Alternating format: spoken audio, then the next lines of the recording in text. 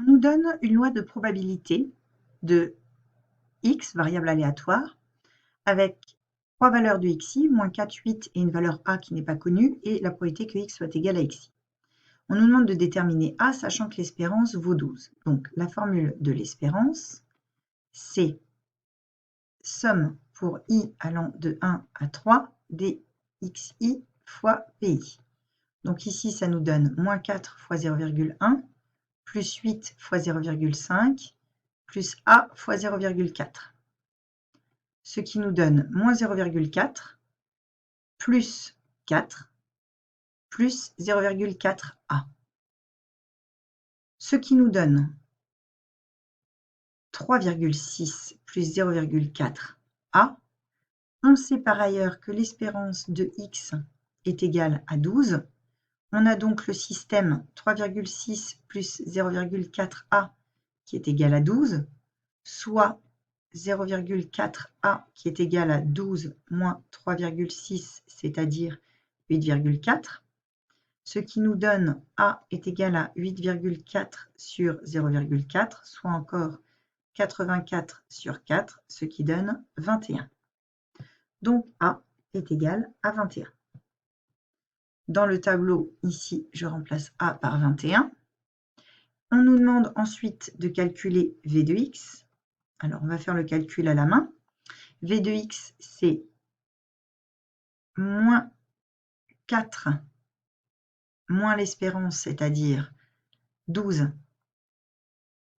au carré fois 0,1, plus 8 moins 12 au carré fois 0,5, plus 21 moins 12 au carré fois 0,4.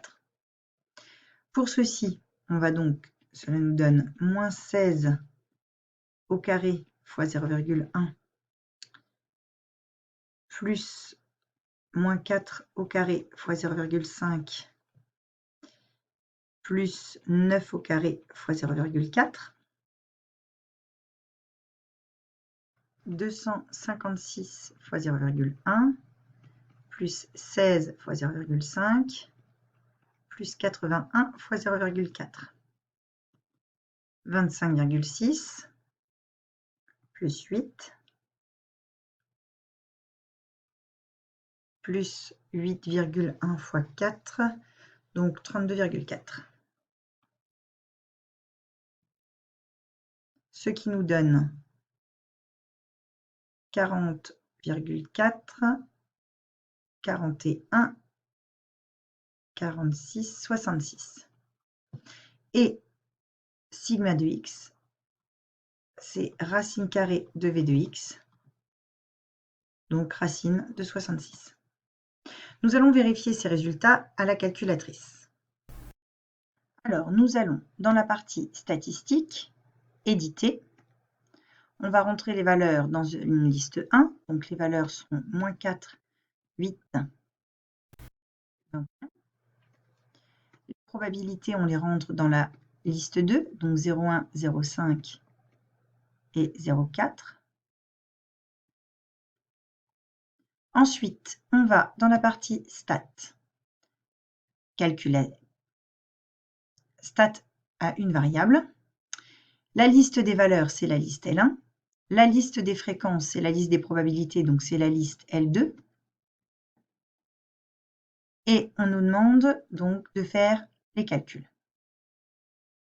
On retrouve bien une moyenne de 12. Donc on vérifie bien que notre valeur de 21 était bonne pour avoir une espérance de 12. La variance se trouve comme étant le sigma de x au carré. Et sigma de x, on retrouve 8,12. Et si on fait racine de 124, si on fait racine carrée de 66, on retrouve bien en valeur approchée 8,124, etc.